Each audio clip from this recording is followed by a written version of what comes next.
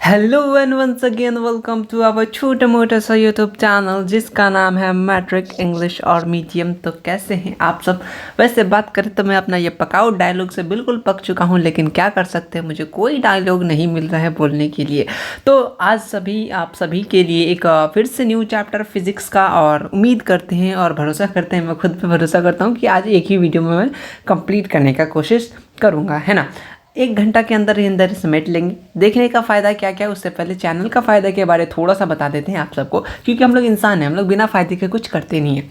ये Bihar board class 10 English medium, जो लोग बिल्कुल इंग्लिश मीडियम में हैं उनका हमारे चैनल का नाम, और इंग्लिश मीडियम ना, दोनों नाम और काम सेम ही है। अगर आप Bihar board class 10 English medium से हैं तो आप चैनल को कर लीजिए सब्सक्राइब, क्योंकि और भी बहुत सी इंपॉर्टेंट सी चीज़ें आपसे छूट गई है, लेकिन कोई बात नहीं, प्लेलिस्ट चेक कर लेना यार। और न्यू वीडियोस आएगी मोस्ट इंपॉर्टेंट वगैरह, तुम तो उससे जुड़ जाना, लेकिन कब, जब तुम यहाँ पे एक छोटा सा प्यारा सा काम कर दोगे, बेल आइकन ज़रूर प्रेस करना है, क्योंकि जो भी न्यू वीडियोज़ आएगा सबसे पहले तुम तक भागे भागे दौड़ के पहुँच जाएगा, है ना। तो वीडियो अच्छा लगे तो कर देना लाइक, और करना ही चाहिए। वीडियो को शेयर ज़रूर करना, शायद तुम्हारा एक शेयर की वजह से अगर कोई 2 नंबर भी लेके आ जाए तो तुम्हारा कितना फ़ायदा होगा, है ना। है, और वीडियो को, चैनल को सब्सक्राइब कर ही सकते हो। चैनल का नाम है मैट्रिक इंग्लिश मीडियम। तो आज हम लोग क्या बात करेंगे, आज हम लोग दिल की बात बिल्कुल नहीं करने वाले, आज हम लोग आँख की बात करने वाले हैं। तो चैप्टर नंबर 11 है आपका फिजिक्स का। चैप्टर नंबर 2 समझ सकते हैं फिजिक्स में। पहले हमने लाइट पढ़ा, उसके बाद ये अपना कलरफुल वर्ड, उसके बाद आपका जो इलेक्ट्रिसिटी आएगा। ये 3 चैप्टर, ये जो अपना 3 चैप्टर है, ये 3 चैप्टर ही अगर आप सही से एकदम ढंग से कर लीजिएगा तो फिजिक्स में आपका नंबर कहीं नहीं जाने वाले, क्योंकि बनाना तो आपको 50% है। अगर तुम 50% भी ये 3 चैप्टर लेके चल लो, अच्छे से कर लोगे तो आराम से ईजिली हर एक चीज़ मिल जाएगा। और ये 3 चैप्टर मोस्ट इंपॉर्टेंट है। पहला चैप्टर हमने कंप्लीट कर लिया। अगर एक बात, अगर तुमने कहीं से ये चैप्टर पढ़ के रखा है तो बहुत अच्छी बात है, बस तुम इससे ये समझ जाओ कौन कौन सा टॉपिक इंपॉर्टेंट है। जैसे मैं कोई भी वीडियोस, इस हर वीडियो में बताता हूँ कहाँ से क्वेश्चंस ऑब्जेक्टिव बनता है, कहाँ से सब्जेक्टिव बनता है, जो बना हुआ है या बन सकता है, इस पे मैं बात करता हूँ, है ना। तो ये फ़ायदा है कि तुम वीडियोस को देखते देखते साथ में एक तो तुम्हारा रिवीजन भी हो जाएगा और तुम्हारा डिवीज़न भी अच्छा हो जाएगा। कहाँ कहाँ से क्वेश्चंस आते हैं उसको ज़्यादा फोकस कीजिएगा। बिल्कुल, आज स्टार्ट करते हैं। चैप्टर का नाम है human I and colourful world. चलो स्टार्ट करते हैं थोड़ा सा। तो सबसे पहले ये तो हमें नर्सरी में ही बताया नहीं जाता है, बिल्कुल LKG UKG तक बता दिया जाता है कि जो हम लोग का जो आई है ये क्या है, एक हम लोग का सेंस ऑर्गन है। सेंस ऑर्गन कितना है, सिंपल सा 5 है ना। तो उसमें से हमारा क्या आता है, आई भी बहुत इंपॉर्टेंट रोल अदा करता है, ठीक है। क्यों, देखने के लिए, है ना। चलो, ये कहाँ लोकेटेड है, सिंपल सा, ये आई सॉकेट स्कल में, इन स्कल में। अब बिहार बोर्ड ऑब्जेक्टिव नंबर 1, अब स्टार्ट हो जाओ बिहार बोर्ड वालों, बिल्कुल से। डायमीटर ऑफ आई बॉल कितना होता है, 2.3 सेंटीमीटर। और मैं चाहता हूँ तुम इसको अपने एक, जो तुम इंपॉर्टेंट नोट्स बनाते हो वो या शॉर्ट नोट्स बनाते हो, उसमें ये बात ज़रूर लिखना है कि डायमीटर ऑफ आई बॉल कितना होता है। ऑब्जेक्टिव में डायरेक्ट पूछ देगा, बहुत MCQ में। अरे क्या कर रहे हो बच्चे, हाँ MCQ लिखना है ना, हाँ MCQ में ये क्वेश्चन आ रहा है, तुम इसको याद रखोगे क्या, 2.3 सेंटीमीटर, बात खत्म। डायमीटर ऑफ आई बॉल पूछा है। चलो अब ह्यूमन आई के पार्ट्स के बारे में पढ़ते हैं, ठीक है। कौन सा इंपॉर्टेंस ज़्यादा है, उसको ज़्यादा इंपॉर्टेंस देना है, किसको नहीं देना है, वो सब कुछ समझ जाएंगे, सब कुछ जानना हम लोगों को। पार्ट ऑफ ह्यूमन आई में सबसे पहले आई में पार्ट आता है एक कॉर्निया। वो क्या होता है, ये आउटर मोस्ट होता है, वो ट्रांसपेरेंट पार्ट होता है जो प्रोवाइड करता है रिफ्रैक्शन ऑफ लाइट, ठीक। कॉर्निया का लेंस क्या होता है, एक compose of fabric jelly like material होता है जो प्रोवाइड करता है फोकस्ड रियल और inverted image of the object on retina. यानी कहाँ फोटो बनता है, एक बात समझ में आया तुमको, रेटिना में बनता है। This is the convex lens that converging light at the retina. हम लोग का जो लेंस लगा वो तुमको समझ में आएगा, वो कैसा कन्वेक्स लेंस है जो कन्वर्ज करता है कहाँ पे, हम लोग लाइट को, रेटिना में। आइरिस की बात करें तो ये डार्क मस्कुलर डायफ्राम होता है और control the size of people. तो बिहार बोर्ड वालों बिल्कुल इस बात से बेखबर मत होना, ये क्वेश्चन, ये लाइन तुम्हारे लिए बहुत ज़्यादा इंपॉर्टेंट है। यहाँ से तुमसे ऑब्जेक्टिव क्वेश्चन पता है क्या पूछेगा, हाँ बताते हैं, रुक जाओ थोड़ा सा सब्र करो। हाँ, तुमसे सिंपल सा पूछता है कि कंट्रोल साइज ऑफ पीपल कौन करता है, तो तुमको आज पता चल गया ना, अब तो गलत नहीं करोगे। तो एलिस क्या कहता है, वो कंट्रोल साइज ऑफ पीपल। ठीक, अब पीपल के बारे में देख लेते। ये क्या होता है, एक विंडो ऑफ आई होता है, मतलब आँख का खिड़की। हाँ, आँख का खिड़की, आँख का समुंदर भी सुने होते ना, अब आँख का खिड़की भी सुन लो, है ना। ये क्या होता है, centre of aperture of the iris, ये रेगुलेट करता है, क्या रेगुलेट करता है, control the amount of light emitting the eye, sorry entering the eye. तो तुम दूसरा objective question, most important objective question इस लाइन से तुम्हारा बनता है कि, और पूछा गया भी है बिहार बोर्ड में, कि जो हम लोग का amount of light entering the eye control कौन करता है, कितना अमाउंट लाइट घुसे हमारे आंख में है, तो वो करता है अपना प्यूपिल। जैसे तुम्हारे आंख में एकदम बहुत तेज़ रोशनी फेंक देंगे, तुम्हारा आंख ऑटोमेटिकली बंद हो जाएगा, बिल्कुल, है ना। तो वो कौन कंट्रोल कर रहा है, एक तरह तो तुम्हारा प्यूपिल। तो इस बात को याद रखना, कंट्रोल ऑफ साइज ऑफ प्यूपिल कौन कंट्रोल कर रहा है, एलिस। और प्यूपिल को, प्यूपिल में जो कंट्रोल, प्यूपिल क्या करता है, कंट्रोल करता है अमाउंट ऑफ लाइट, कितना लाइट आएगा आंख के अंदर। इस बात को याद रखना, ये 2 पॉइंट इंपॉर्टेंट है। ये नोट्स तुमको कहाँ मिलेगा इस वीडियो में तुमको मालूम है, मैं हर बात बोलता हूँ यार। सिंपल सा गूगल ड्राइव में जाना, वहाँ पे डिस्क्रिप्शन बॉक्स में मिल जाएगा तुमको, वहाँ पे गूगल ड्राइव लिंक ओपन करना, बहुत सारा फाइल खुलेगा, SST है, हिंदी है, मतलब हर एक चीज़ का फाइल, मैथ का है, सब कुछ का बनाया हुआ है। लेकिन मैं ऐसे बता रहा हूँ कि अभी हो सकता है मैंने अपलोड नहीं किया, लेकिन और सब चैप्टर का कर चुका हूँ, ये भी अपलोड हो जाएगा और तुम्हें मैं बता दूंगा इन्फॉर्मेशन, लेकिन तुम उसके साथ जुड़े रहना। ठीक, समझ में आ गया। अब रेटिना देखो, रेटिना क्या होता है, एक डेलिकेट मेम्बर होता है, इनॉर्मस मेम्बर, ये लाइट सेंसिटिव सेल। तो लाइट सेंसिटिव सेल कौन सा हो गया, रेटिना। ये क्वेश्चन बन सकता है, ये क्वेश्चन आया नहीं लेकिन बन सकता है, लेकिन ये जरूर पूछता है तो कोई मतलब इमेज कहाँ फॉर्म होता है, तो अपना रेटिना पे। ठीक, क्लियर हो गया। यहाँ से क्वेश्चन ऑब्जेक्टिव क्वेश्चन आते हैं। सब्जेक्टिव का थोड़ा देर बाद बात करते हैं। फार पॉइंट क्या होता है, फार मतलब जितना मैक्सिमम जो तुम डिस्टेंस देख सकते हो क्लियरली। ऐसा नहीं है भैया हम तो मैक्सिमम बहुत मतलब सोच रहे कि हमको अमेरिका देखना है, तो वो कैसा होगा, अरे मतलब जहाँ तक तुम देख सकते हो क्लियरली, साफ साफ देख सकते हो, उसको हम लोग क्या बोलेंगे, फार पॉइंट। यहाँ से ऑब्जेक्टिव देखना। अब maximum distance which object can see clearly, उसको हम लोग क्या बोलते हैं, फार पॉइंट। और नॉर्मल अडल्ट आई का और उसका नॉर्मल में बताएं, उसका क्या होता है, वैल्यू इन्फिनिटी होता है। Far point objective question Bihar board कि फार पॉइंट नॉर्मल आई का कितना होता है, तो इन्फिनिटी होता है, मतलब इन्फिनिटी तक देख सकता है, मतलब जहाँ तक वो देख सकता है। सिंपल सा बात है। इन्फिनिटी मतलब ये नहीं कि दुनिया का पार भी देख सकते हैं, मतलब इन्फिनिटी जहाँ तक तुम क्लियरली देख सकते हो वहाँ तक को इन्फिनिटी बोला है। तुम इस बात को थोड़ा सा गौर से रखना, क्योंकि ये क्वेश्चन पूछता है कि नॉर्मल पर्सन मतलब नॉर्मल आई वो कितना दूर तक देख सकता है, तो वो इन्फिनिटी तक, उसका कितना तक देख सकता है नॉर्मल है। फार पॉइंट कितना होता है, इन्फिनिटी।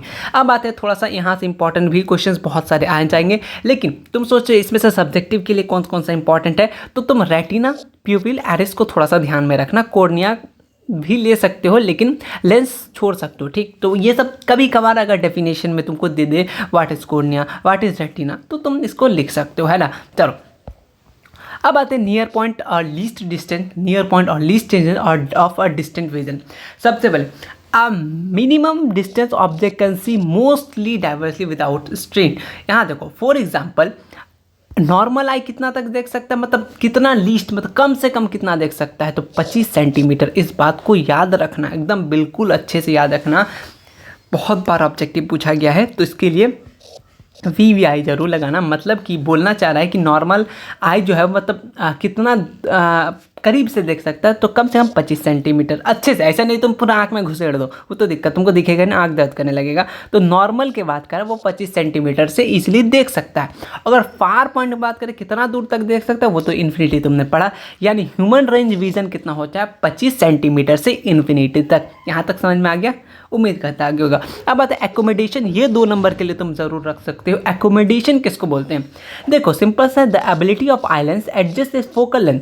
आइलैंड्स के पास एबिलिटी होता है जो एडजस्ट करे फोकल लेंथ को, उसको क्या बोलते हैं, एकोमोडेशन। ठीक है, देखो और फोकल लेंथ किस में चेंज होता है, किसके हेल्प से, सिलियरी मसल्स के हेल्प से। तो एक ऑब्जेक्टिव क्वेश्चन बन सकता है कि जो अपना फोकल लेंथ है वो किसके मदद से चेंज होता है, तो सिलियरी मसल्स। देखो क्वेश्चंस बुक का है, मतलब ये सब ज़्यादा ये आपने NCERT पढ़ा है, बहुत ऐसी बात है, NCERT पढ़ना चाहिए, लेकिन अब NCERT का लाइन बाय लाइन पढ़ने बैठे तो 2-3 दिन 4 दिन एक चैप्टर में लग जाएगा। अभी ये क्या है, सिर्फ बस नोट समझने के लिए ईजी लैंग्वेज में आपको दिया गया था कि आप खुद भी पढ़े एक बार, तब आपको समझ में आ जाए। ठीक है, और मैं तुम्हें ये बताता हूँ कौन कौन सा इंपॉर्टेंट है, कौन कौन सा नहीं, और तुमको ज़्यादा फोकस किस पे करना है।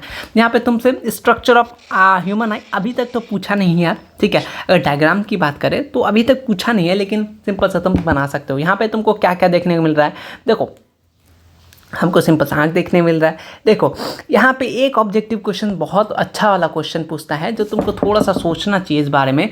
ये जो पॉइंट है इसको थोड़ा सा हम लोग आजा भाई, यहाँ से ये यहाँ से आपका दो क्वेश्चंस, मतलब दोनों में से कोई एक ना एक चीज़ आना चाहिए। अगर सिलियरी मसल्स रिलैक्स करेगा, सिलियरी मसल्स क्या करेगा, आराम करेगा, तो लेंस जो होगा वो थिन हो जाएगा, आराम मतलब थिन रहेगा, पतला हो जाएगा, और फोकल लेंथ क्या हो जाएगा, इंक्रीज हो जाएगा। इस बात को, इस पैटर्न को अच्छे से समझ जाओ। अगर सिलियरी मसल्स कॉन्ट्रैक्ट करेगा, मतलब सिकुड़ जाएगा, तो क्या हो जाएगा, थिक हो जाएगा, एकदम थिक, मोटा हो जाएगा फोकल लेंस और जब अपना फोकल लेंथ क्या हो जाएगा, वो डिक्रीज हो जाएगा। इस बात को तुम थोड़ा सा इंपॉर्टेंट देकर अच्छे से याद करना, क्योंकि ये दोनों में से कोई एक ना एक आना ही आना है, ठीक है। यह बहुत बार आया हुआ PIQ में कि अगर सिलियरी मसल्स रिलैक्स करेगा तो लेंस कैसा होगा, थिन या थिक, तो थिन हो जाएगा। और ये भी क्वेश्चन पूछ सकता है कि सिलियरी मसल्स अगर रिलैक्स करेगा तो फोकल लेंथ इंक्रीज करेगा या डिक्रीज, या मे बी सेम, तो क्या हो जाएगा, फोकल लेंथ इंक्रीज। देखो कैसे भी वर्क कर सकता है तुम्हारा कान, लेकिन तुमको देना तो है नहीं। तुम्हें ये तीनों चीज़ अच्छे से याद रखना होगा, उम्मीद करते तुम इसको याद रखोगे।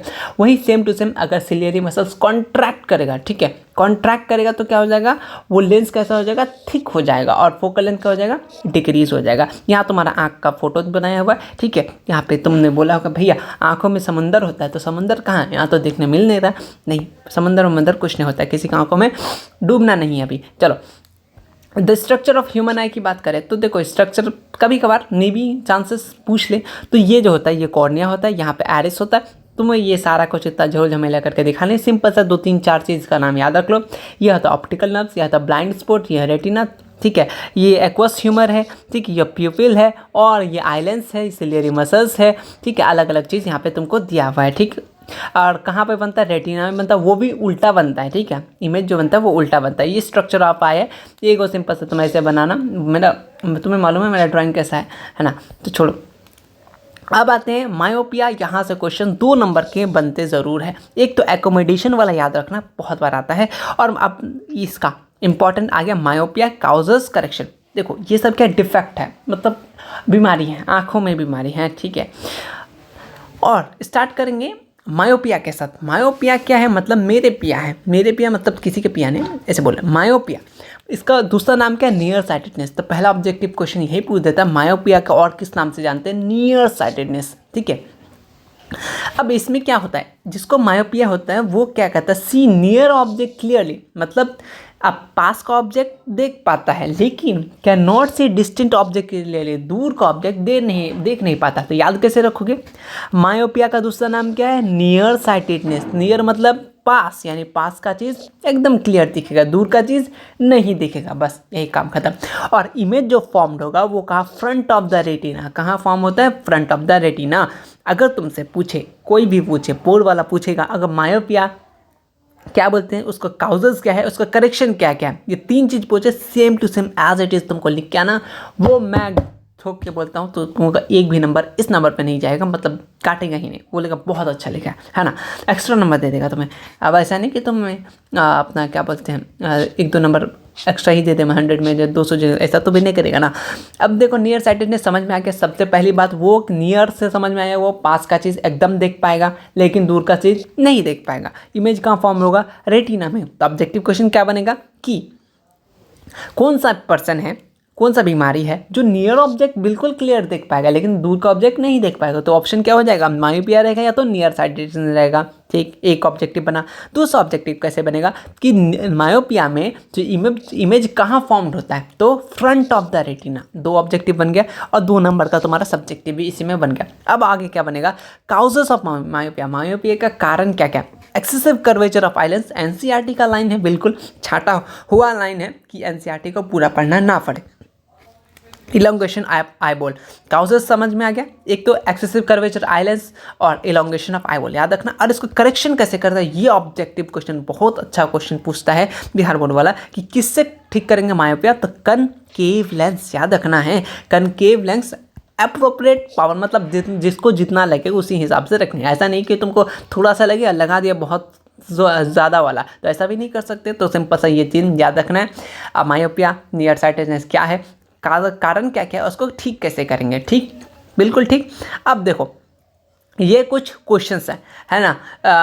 टाइप ऑफ लेंस, ये मायोपिया हाइपरमेट्रोपिया आगे है, ये अभी तुमने पढ़ानी है। तो ये जो क्वेश्चंस है ये देखो, ये तुम कर सकते हो, लेकिन मुझे तो नहीं लगता तुमको ये करना चाहिए, क्योंकि ये जो क्वेश्चन बैंक है, मतलब मैं जिस नोट से पढ़ा रहा हूँ, कोई चैप्टर ख़त्म नहीं हुआ है, तो ये सब बोर्ड्स के लिए, मतलब ऑल ओवर जो भी बोर्ड्स हैं उसको कवर करता है। ये एनसीईआरटी से रिलेटेड है। ये जो वेरी शॉर्ट हम लोग इसमें क्या करेंगे, सिर्फ और सिर्फ बिहार बोर्ड का जिस टाइप का क्वेश्चन आता है उसी टाइप का करेंगे, है ना। आपको एनसीईआरटी का एक्सरसाइज का हर क्वेश्चन लगाना है, उसके साथ जो बिहार बोर्ड में पूछा जाता है। अब बिहार बोर्ड में एनसीईआरटी से ही आता है, अंदर से आता है, कहीं से भी आता है, वो हम लोग देख लेंगे जब सब्जेक्टिव वाला क्लास करेंगे। तो अभी हम लोग आगे बढ़ते हैं।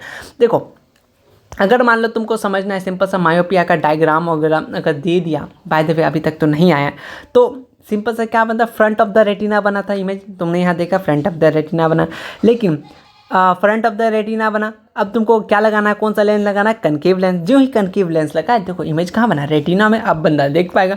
तो समझ में आ गया किससे करेक्ट करेंगे, कनकेव लेंस से। कहाँ, फ्रंट ऑफ द आई में, मतलब virtual image of a distant object at a far point बन जाएगा ऑफ मायोपिया आई। अब बात है हाइपरमेट्रोपिया, ठीक है। मेरोपिया जो है वो बहुत ज़्यादा हाइपर है ना।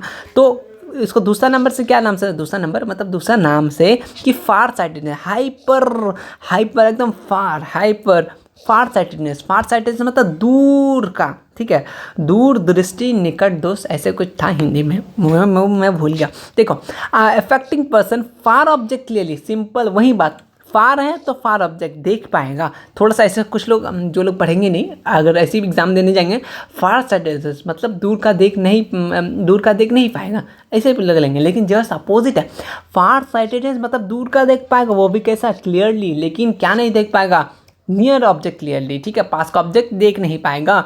तो द नियर जो उसका नियर पॉइंट हो आई मूव अवे हो जाएगा। और इमेज कैसा होगा, वो बिहाइंड द रेटिना, अपना ये जो रेटिना है इधर इमेज बनेगा, इसलिए उसको दिखता नहीं है, मतलब पास का चीज़, है ना। अब जितना दूर से देखेगा उतना उसका यहाँ पर रेटिना बनने की कोशिश करेगा, और तुम जितना करीब से देखोगे तो फोकस यहाँ पे आ जाएगा, वो आगे देख लो। काउजेस क्या क्या है इसमें, focal length of eye lens क्या हो जाएगा, बिकम टू लॉन्ग। ऐसा फोकल लेंथ आई लेंस क्या हो जाएगा, बहुत ज़्यादा लॉन्ग हो जाएगा, और आई बॉल जो है वो छोटा हो जाएगा। इसी कारण से इसको काउजेस डिफेक्ट याद रखना काम का चीज़ है बहुत। अब आते हैं करेक्शन। अब इसको ठीक कैसे किया जाए, तो सिंपल से याद रखना कि इसमें हाइपरमेट्रोपिया में कौन सा लेंस लगाते हैं, convex lens with suitable power भी। जैसे नॉर्मल आई में तुम्हारा सीधा आंख रेटिना में तुम्हारा बन जाता है। अगर मान लो तुमको हाइपरमेट्रोपिया तो कहाँ बनेगा, देखो यहाँ फोटो बन रहा है, ठीक है, वर्चुअल कहाँ बन रहा है, एकदम आपका रेटिना के बाहर बन रहा है, ठीक है।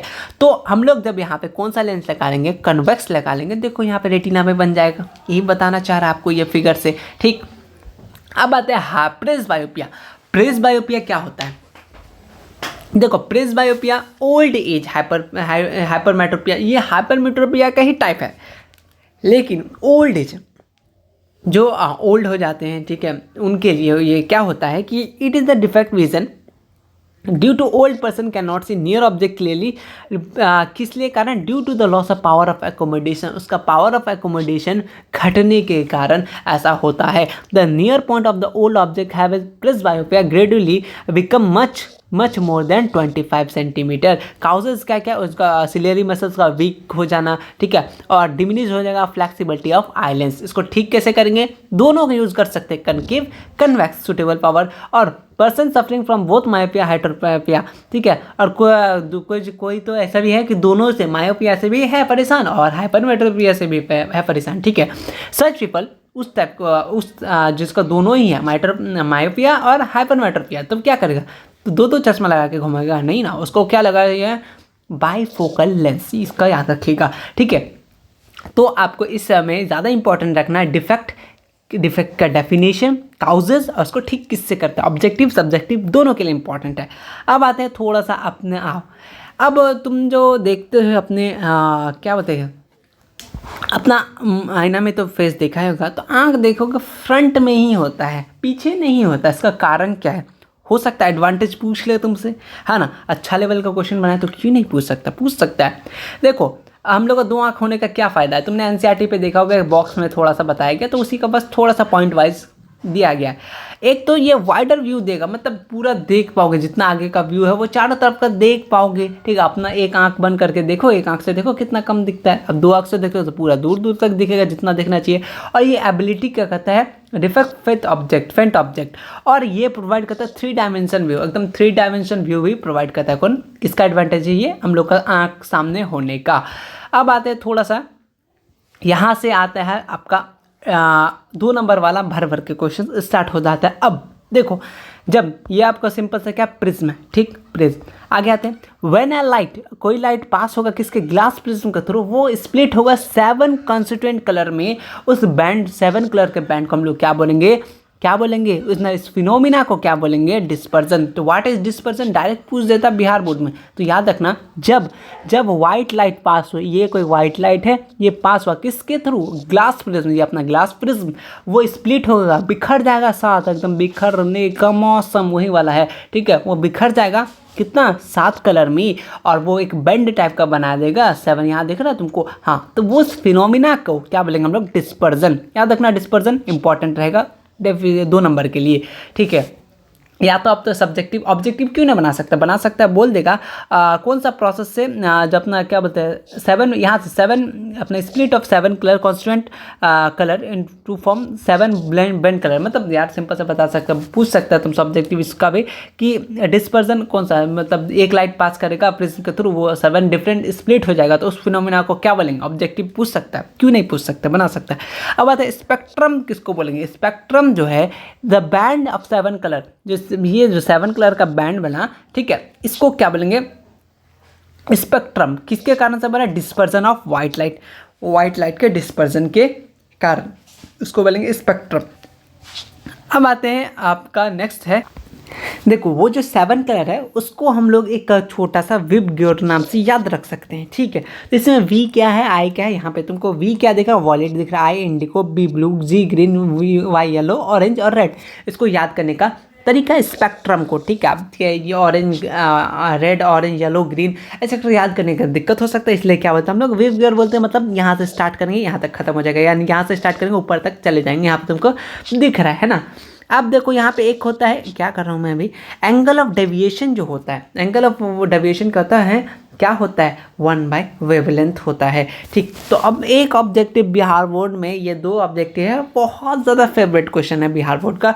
ये 2 लाइन जो है बहुत ज़्यादा फेवरेट है उनका, पता नहीं क्यों, लेकिन तुमको याद रखना होगा कि जो रेड जो है वो लीस्ट डेविएटिव, मतलब कम डेविएट कर रहा है। देखो रेड कितना नंबर, ऊपर नंबर में, ये जब बिखरा तो ये थोड़ा सा ही बिखरा, इतना ही बिखरा, लेकिन अब मैक्सिमम देखो किसमें, मोस्ट वॉलेट में। देखो वॉलेट गया यहाँ से या इधर आ गया, तो लीस्ट कौन डेविएट हुआ, यहाँ से देखो ये इतना ही डेविएट हुआ, लेकिन ये कम, ये उससे ज़्यादा, ये सबसे ज़्यादा कौन डेविएट किया, अपना कौन डेविएट किया, कौन, क्या नाम बताओ ना यार जल्दी से, वॉलेट, ये मोस्ट डेविएट कलर। और इसमें स्मॉलेस्ट वेवलेंथ होता है, तो हर एक यहाँ से 2 क्वेश्चन तो उसे बनेगा कि रेड क्या होता है, लीस्ट डेविएटिव होता है, और ये लार्जेस्ट या लॉन्गेस्ट वेवलेंथ होता है। मतलब इसीलिए हम लोग रेड का इस्तेमाल, खतरा का इस्तेमाल करते हैं, ताकि वो दूर तक जाए। ठीक है, लॉन्गेस्ट वेवलेंथ होता है। तो 2 ऑब्जेक्टिव क्वेश्चन, लीस्ट डेविएटिव क्या होता है, रेड, और लॉन्गेस्ट या लार्जेस्ट वेवलेंथ क्या हो गया, वेवलेंथ है। ठीक है, तो क्या हो गया, रेड। देखिए 2 क्वेश्चन यहाँ से बन सकता है। अब आगे आ जाओ, वॉलेट क्या है, मोस्ट डेविएटिव, सबसे ज़्यादा डेविएट होने वाला, और स्मॉलेस्ट वेवलेंथ की बात करें तो वो क्या होगा, अपना विजिबल होगा, तो वो वॉलेट होगा स्मॉलेस्ट वेवलेंथ। दोनों में से कोई एक ना एक आ जाएगा, इसको याद रखना, बहुत इंपॉर्टेंट बात है। ठीक है, VVI है ये टॉपिक। अब आते हैं कि यहाँ पे तुमसे बोला है कि क्वेश्चंस है ना, क्वेश्चन तुमसे पूछा है, अच्छा क्वेश्चन है कि क्यों, why spectrum is form, spectrum जो है वो क्यों फॉर्म होता है, जब व्हेन लाइट पास करेंगे किसके थ्रू, ग्लास प्रिज्म के थ्रू। आंसर देखो क्या लिखा हुआ है, जब ईच कलर है डेफिनेट वेवलेंथ, हर एक कलर का अलग अलग वेवलेंथ होता है, ईच वेवलेंथ और उसका एंगल ऑफ डेविएशन अलग अलग होता है। तुमको मालूम है रेड कैसा होता है, लीस्ट डेविएटिव होता है, वॉलेट का मोस्ट डेविएटिव होता है, colour so different colour deviate अलग अलग होगा एट डिफरेंट एंगल, इसीलिए वो क्या बनता है, स्पेक्ट्रम बनता है। ठीक है, याद रखना। चलो यहाँ पे एंगल के प्रिज्म क्या होता है, प्रिज्म क्या होता है, a prism is the pyramidal piece होता है ऑफ ग्लास टू ट्रायंगल होता है, 2 ट्रायंगल होता है इसमें, ठीक है। 2 ट्रायंगुलर बेस होता है एंड 3 क्या होता है, रेक्टेंगुलर सरफेस। मैंने टोटल साइड पूछे तो कितना हो गया अपना 5। इसको याद रखना, कभी कभी डायरेक्ट ही पूछ देता है तुम सब्जेक्टिव में और तुम खोजते रह जाओ तो कहाँ से क्वेश्चन आया भाई, ठीक है। तो याद रखना 5, ठीक। यहाँ 3 और यहाँ 2, 5 खत्म। अब आते हैं थोड़ा सा आगे। एंगल ऑफ प्रिज्म किसको बोलेंगे, the angle between 2 adjacent lateral surface, उसको क्या बोलेंगे यहाँ पे, एंगल ऑफ प्रिज्म। अब यहाँ पे आया है तुम्हारा एंगल ऑफ डेविएशन, मतलब कितना डेविएट हुआ, तो क्या बोलना चाह रहा है, it is the angle between incident ray और इमेजेंट रे, उसको क्या बोलते हैं, एंगल ऑफ डेविएशन। ये अपना इंसिडेंट रे, ये जो ग्लास से पास हुआ, अब यहाँ से जब पास हुआ इसको बोलेंगे इमर्जेंट रे, तो क्या हो गया angle of deviation, it is the angle between incident ray and emergent रे, उसको क्या बोलेंगे, एंगल ऑफ डेविएशन। देखो गया यहाँ से पास हुआ, अब यहाँ से जो वो नॉर्मल वाला निकलेगा, तो ये जो एंगल हुआ यहाँ से जाना चाहिए था लेकिन नहीं, इधर से गया, तो ये जो एंगल बना इसको क्या बोलेंगे, एंगल ऑफ डेविएशन। थोड़ा सा इसको याद रखने का। उसके बाद अब आते हैं, न्यूटन फर्स्ट पर्सन प्रूव किया था सनलाइट। अच्छा, ये क्वेश्चन कभी कभी मान लो अगर बहुत हार्ड क्वेश्चन, न्यू क्वेश्चन बनाना हो, पुराना क्वेश्चन से बिल्कुल थक गया हो, परेशान हो गया हो, तो क्या पूछ सकता है कि जो कौन प्रूव किया था कि सनलाइट 7 कलर से बना है, ठीक है। अब सनलाइट के पास तो कोई गया नहीं था, कैसे पता कर सकते, कौन किया था, न्यूटन भैया जी ने किया था। उनके पास बहुत सारा टाइम था, ये बहुत सारा एक्सपेरिमेंट उन्होंने किया। तो क्या किया कि उन्होंने पहला प्रूव किया सनलाइट के 7 कलर है। आप भी प्रूव कर सकते, बोलो कैसे, बिल्कुल। एक आप पानी लीजिए ग्लास में और सूरज के सामने फेंकिए, ठीक है, तो आपको 7 कलर दिख जाएगा। अरे रेनबो में तो दिखता ही है ना। या फिर आप जो फव्वारा बनाते हो, वो बुलबुला गुब्बारा बनाते हो ना, तो उसमें भी आपको दिखता है 7 कलर, ठीक है। लेकिन पूरा क्लियरली नहीं दिखता है, बहुत कम ही है, दिखता है, कुछ कुछ कलर ही दिखते हैं, लेकिन उसमें है कितना, 7 कलर, है ना। अब आते हैं थोड़ा सा आगे कि हम लोग सनलाइट को पास करेंगे किसके थ्रू, पास ग्लास प्रिज्म, तो वो बेंड करेगा 7 कलर में। वो tried split colour further putting another prism head prism spectrum will fail to obtain more colour, he form spectrum from sunlight and please by identical but inverse prism in front of the, वो क्या बोले, emerge white light. देखो खत्म। मैं बताना चाह रहा हूँ, सिंपल सा बोलना ये चाह रहा है, अगर तुमने यहाँ से लाइट पास किया, वाइट लाइट, ठीक है, ये गया 7 कलर में, वो बिंड हो गया, ठीक है। अगर तुमने जस्ट इसका अपोजिट में और एक प्रिज्म लगा लिया ना, तो अब फिर से जाएगा इसके अंदर, तो एक वाइट लाइट निकलेगा, यही बोलना चाह रहा है, ठीक है। इमर्ज कैसे निकलेगा, वाइट लाइट। अगर एक इन्वर्टेड प्रिज्म रखोगे तो एक बात समझ में आ गया, यहाँ से कोई लाइट गया, पास हुआ, अब यहाँ से बिखरेगा स्पेक्ट्रम बनेगा 7 कलर। लेकिन तुम अब क्या करोगे, थोड़ा सा अपना दिमाग लगा करके यहाँ पे और एक तुम क्या लगाओगे, उल्टा प्रिज्म लगाओगे। अब उल्टा प्रिज्म लगाओगे तो यहाँ से लाइट जाएगा तो एक ही लाइट वाइट लाइट में निकलेगा, यही बोलना चाह रहा है, यही तुम्हारा, ठीक। तो उम्मीद करते हैं ये तुमको समझ में आ गया होगा। अब आते हैं आगे का क्वेश्चन, टोटल इंटरनल रिफ्लेक्शन। ये सब जो क्वेश्चंस है ये सब छोटा छोटा है, तुम देख सकते हो। टोटल इंटरनल रिफ्लेक्शन, टोटल, ठीक है, टोटल करे धमाल कि स्पीकर फट जाए, कोई मूवी का प्रमोशन नहीं। टोटल इंटरनल रिफ्लेक्शन क्या होता है, when light enter obliquely from denser to rarer medium. कहाँ से आ रहा है, डेंसर से आ रहा है, कहाँ जा रहा है, रेयरर मीडियम जा रहा है। And the angle of incidence exceeded क्या सिट्रिकल एंगल, और angle of reflection in denser, वो क्या है, इंटरनल रिफ्लेक्शन। सिंपल सा बात बोलना ये चाह रहा है तुमसे कि जब लाइट आया सीधे डेंसर मीडियम से कहाँ, रेयरर मीडियम, तो क्या होगा, एंगल ऑफ इंसिडेंट एक्सीड करेगा क्रिटिकल एंगल में, ठीक है। और इस जो लाइट रिफ्लेक्ट होगा इन डेंसर मीडियम में, वो कैसा होगा, डेंसर मीडियम में जाएगा और उसको क्या बोलेंगे, इंटरनल रिफ्लेक्शन। कंडीशन इंटरनल, इसके लिए क्या क्या कंडीशन हो जाए इंटरनल रिफ्लेक्शन के लिए, मतलब बोले तो अपना TIR के लिए, टोटल इंटरनल रिफ्लेक्शन के लिए। तो देखो light could be obliquely from denser to medium. पहली बात कि लाइट डेंसर से रेयरर आना चाहिए, तभी होगा भैया। नेक्स्ट है कि the angle of incidence should exceed side of the critical angle, ठीक, क्रिटिकल होना चाहिए। उसके बाद the light reflects in the denser medium, light कहाँ जाएगा, डेंसर मीडियम जाएगा। क्रिटिकल एंगल किसको बोलते हैं, देखो, at the angle of incidence which for which the angle of reflection कितना होगा, 90 डिग्री होगा। रैम्बो तुमको मालूम है कैसा होता है, रैम्बो तुमने देखा होगा कि नेचुरल स्पेक्ट्रम अपेयर करता है स्काई में आफ्टर रेन, कहाँ, बारिश के बाद, ठीक है। सूरज के अपोजिट डायरेक्शन में होगा, है ना। Rainbow is observe in the direction opposite to the sun, वही बात बोलना चाह रहा है रेनबो। मान लो यहाँ तुम्हारा सूरज होगा और तुम सोचो यहीं पे होगा, ऐसा तो बिल्कुल नहीं, क्योंकि प्रिज्म मतलब अपना देखो यहाँ पे भी क्या यहाँ फंडा चलेगा, यहाँ पे क्या होगा, देखो यहाँ पे 3 फिनोमेना होता है रेनबो फॉर्मेशन के लिए, 3। एक तो होता है डिस्पर्जन, फिर वहाँ पे क्या होता है रिफ्रैक्शन, और क्या होता है इंटरनल रिफ्लेक्शन होता है। ये 3 चीज़ से क्या बनता है अपना रेनबो बनता है। हम लोग को लगता है कि 1 मिनट में बनकर ख़त्म हो गया, लेकिन इतना कुछ होता है। चलो अब आगे चलते हैं यहाँ पे। अब क्या होता है जब, सिंपल सा मैं तुम्हें ये बताना चाह रहा हूँ यहाँ पे क्या बोलना चाह रहा है। तुमने बारिश हुआ, ठीक है, बारिश तो हो गया, उसके बाद जो बारिश में जो वो छोटे छोटे बूंद होता है आसमान में, तो वो ऐसा प्रिज्म ड्रॉपलेट बिहेव करता है एक प्रिज्म जैसा। अब सोचो प्रिज्म में लाइट ही जाएगा तो वो तुम बोलोगे स्पेक्ट्रम जैसा काम करेगा कि नहीं, हाँ तो करेगा। तो वो क्या बिंड करेगा लाइट को, बिंड करा, हाँ किया, तो वो जब बिंड करेगा वापस जब वो रिफ्लेक्ट होगा तो वो कैसा, मतलब जो निकलेगा, जैसे प्रिज्म से अपना लाइट निकल रहा था तो क्या बन रहा था रेनबो, मतलब कि अलग अलग कलर। तो सेम वही वो प्रिज्म कौन काम करेगा, वाटर ड्रॉपलेट काम करेगा कि when light enter the rain drop तो फर्स्ट रिफ्लेक्ट होगा, फिर डिस्पर्जन होगा, फिर टोटल इंटरनल मतलब रिफ्लेक्ट इंटरनली होगा, फिर रिफ्रैक्ट होगा और आउट करेगा ड्रॉप से, वो 7 कलर में बिखर जाएगा और हम लोग को क्या देखने को मिलेगा, रेनबो। ठीक है, अब आता है यहाँ पे भी क्वेश्चन आता है एटमॉस्फेरिक रिफ्रैक्शन क्या बोलना चाह रहा है।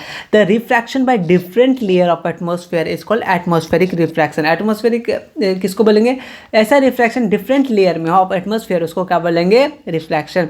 अब यहाँ आता है appear flickering object behind the hot object on fire, तो वो किसका कारण है, एटमॉस्फेरिक रिफ्रैक्शन के। Star near horizontal appear slightly higher than actual position, star जो है वो horizontal appear slightly higher than actual, अपना ये माना यहाँ तारा है लेकिन तुमको दिखेगा यहाँ पे मतलब थोड़ा सा हायर दिखेगा, तो ये किसका कारण हो रहा है, एटमॉस्फेरिक। ये सब एटमॉस्फेरिक का कहाँ कहाँ देखता है, देखो एडवांस सनसेट और डीएड सनसेट में भी तुमको किसका कौन सा फिनोमेना देखने मिलता है, किसके कारण, एटमॉस्फेरिक रिफ्रैक्शन कारण।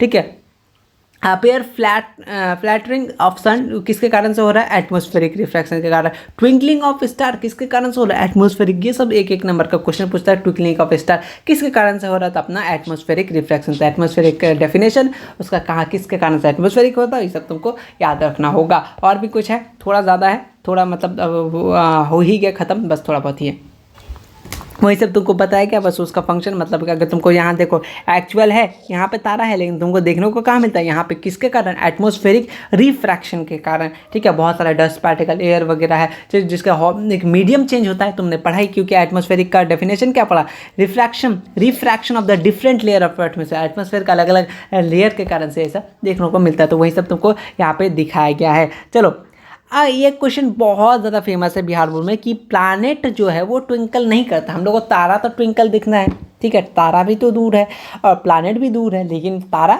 ट्विंकल कर नहीं दिखता है। देखो why do planet do not twinkle, मतलब तारा तो दिखता है लेकिन प्लैनेट क्यों नहीं ट्विंकल करता है। तो देखो प्लैनेट क्या होता है, वो अर्थ से क्लोजर है, ठीक है, कितना तारा से तो दूर नहीं है ना। चलो ले ही चले, तुम्हें तारों के शहर में जो बोलते हैं वो बिल्कुल गलत है, क्योंकि वो दूसरा प्लानट ही नहीं ले जा सकते, तो भरोसा नहीं करने का। The planet are such closer to the earth, earth के क्लोजर है। Thus the seen extended source, the condition of planet collection large number point size source of light, total जो अपना variation of amount light entering the eye our eye from the all individual point size source, the for advantage out of zero will be nullly and twinkling of, बहुत दूर मतलब पास होने के कारण हमें ये नहीं होने देखने को मिलता है। ठीक है, तो ये क्वेश्चन याद रखना। इसका आंसर मुझे बिल्कुल पसंद नहीं आया, ये जो आंसर लिखा है मैंने दूसरा आंसर याद रखा था, तो इसका याद रखना। प्लैनेट एक तो अपना क्या क्लोजर है एज कम्पेयर टू अपना तारों के शहर से, इसलिए ये क्या दिखता है हम लोग को, प्लैनेट चमकता हुआ नहीं दिखता है। स्कैटरिंग ऑफ इफेक्ट, ये क्वेश्चन लिख लेना, इसका आंसर तो हो सकता है तुमको ये किताबी भाषा, मैं तो बोलूँगा मत रटना, ठीक है, अपने से कोई अच्छा वाला तुम्हारा जो डेफिनेशन तुमको याद है वहीं यूज़ कर लेना। स्कैटरिंग ऑफ इफेक्ट की बात करें तो ये क्या, spreading of light various direction, उसको कोलाइड पार्टिकल, स्कैटरिंग 1/, वेवलेंथ होता है। ठीक है, डायरेक्टली प्रोपोर्शनल टू 1/, वेवलेंथ।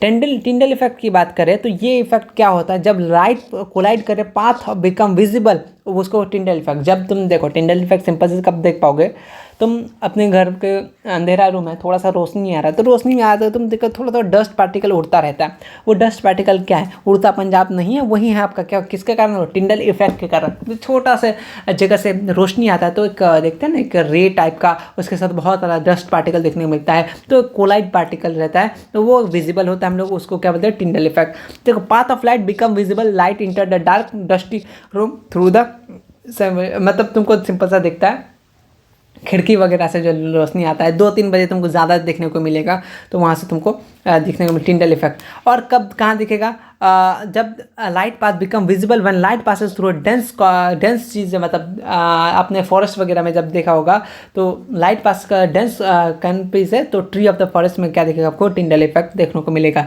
अब आते हैं the colour of scattering light depending upon the size of the scattering particle. देखो बोलना चाह रहे हैं कि जो हर एक पार्टिकल अलग अलग स्कैटर करता है, तो मेनली ब्लू कलर जो होता है, particle are very fine, particle अगर बहुत ज़्यादा छोटा है तो the scatter mainly blue colour of light, किसका स्कैटर होगा, ब्लू कलर का होगा, ठीक। और मैक्सिमम साइज का क्या होगा, मैक्सिमम साइज पार्टिकल स्कैटर कौन सा कलर का, रेड करेगा, जिसका लॉन्गेस्ट वेवलेंथ होता है। Even largest particle scatter of the all colour light when appear white, क्या हो जाएगा, वाइट में, ठीक। अब यहाँ से ये क्वेश्चन होता है कि एक एनसीईआरटी का सब क्वेश्चन बनाना, ये सब क्वेश्चन मैं नहीं बोलूँगा, ठीक है, एनसीईआरटी का डायरेक्टली क्वेश्चन बनाना, ठीक है। वेवलेंथ बोलना चाह रहा है, wavelength of red is about 1.8 times of the blue light, ये लिख सकते हो, लेकिन अभी तक तो मुझे ये क्वेश्चन दिखा नहीं है। उसके बाद ये सारा का सारा क्वेश्चन है कि अपना जो क्लाउड है, मतलब कलर ऑफ इसका पर ब्लू है ऑन क्लियर डे, ठीक है, ये सब क्वेश्चंस है जो हम लोग शायद इसके बाद वाले चैप्टर में सारा का सारा खत्म हो गया। इंपॉर्टेंट क्वेश्चन जो भी है, कलर वाइट क्यों होता है, ये सब क्वेश्चन तुम लिख लेना, लेकिन बिहार बोर्ड में क्वेश्चन एनसीईआरटी का ये चैप्टर का जितने भी क्वेश्चन है वो सब कर लेना, तो ज़्यादा ईजी रहेगा, ठीक है। इस बात को थोड़ा सा याद रखना, एनसीईआरटी का जितना एक्सरसाइज का क्वेश्चन है वही सब है, लेकिन इससे थोड़ा अलग अलग हो सकता है, लेकिन एनसीईआरटी में जो क्वेश्चन दिया हुआ है उसी को करना। उसका इस चैप्टर के जितने भी ऑब्जेक्टिव बनेंगे, जितने भी सब्जेक्टिव बनेंगे, हम लोग साथ साथ करेंगे, साथ साथ स्टार्ट के साथ साथ खत्म करेंगे। उम्मीद करते हैं आज का वीडियो कंप्लीट हो गया, हाँ कंप्लीट ही हो गया। तो मिलते हैं नेक्स्ट वीडियो में, तब तक के लिए क्या कर सकते हो, कुछ नहीं, कुछ कर सकते हो, हाँ चैनल को साथ जुड़ सकते हो, कैसे, चैनल को सब्सक्राइब करके। मिलते हैं नेक्स्ट वीडियो में, तब तक के लिए टेक केयर। और इस नोट्स में कोशिश करूँगा जल्द अपलोड कर दूँ, और इसका ऑब्जेक्टिव क्वेश्चन, सब्जेक्टिव क्वेश्चन और कुछ चाहिए तो कमेंट कर दीजिएगा। मिलते हैं नेक्स्ट वीडियो में, तब तक के लिए take care and good bye.